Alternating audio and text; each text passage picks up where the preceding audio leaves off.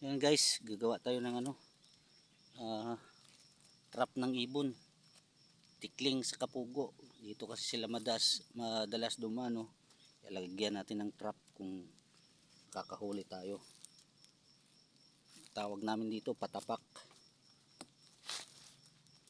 Yan, babakuran lang natin paikot para dito siya dumaan sa ng ating trap. Lagyan natin ng snow lid.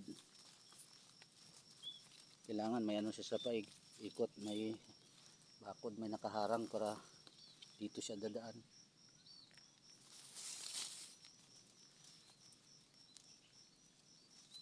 Ito na yung ating gamit na pangpitik, sinulid.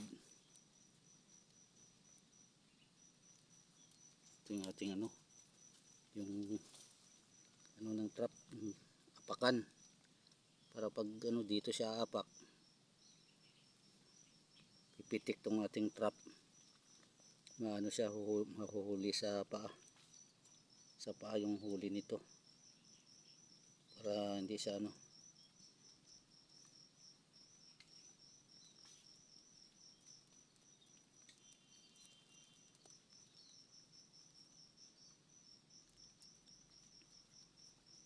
ilagay lang natin dito sa gitna. Sobrang laki yata yung nagawa ko. Sobrang haba, laki masyado, haba masyado. Adjust natin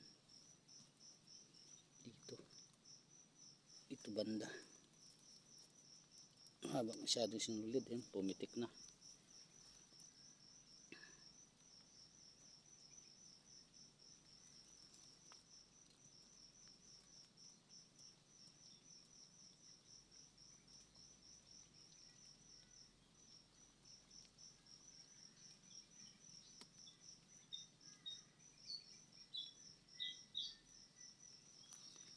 Yes, sample natin guys. Yan o.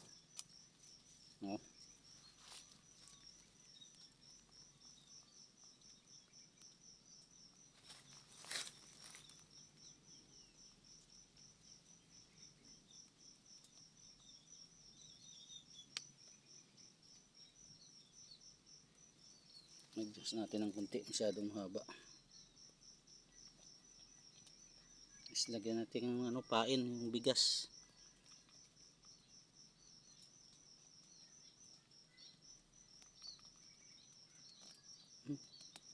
Daming ugat ng damo sa gabal.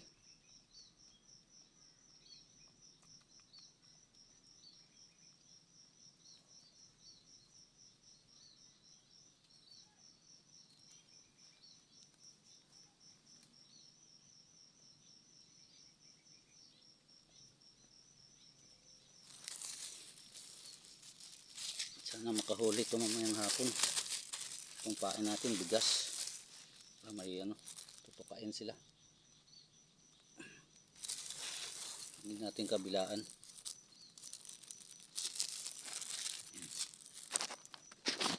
Ayan ang ating trap guys. Ayan ang kanyang pwesto.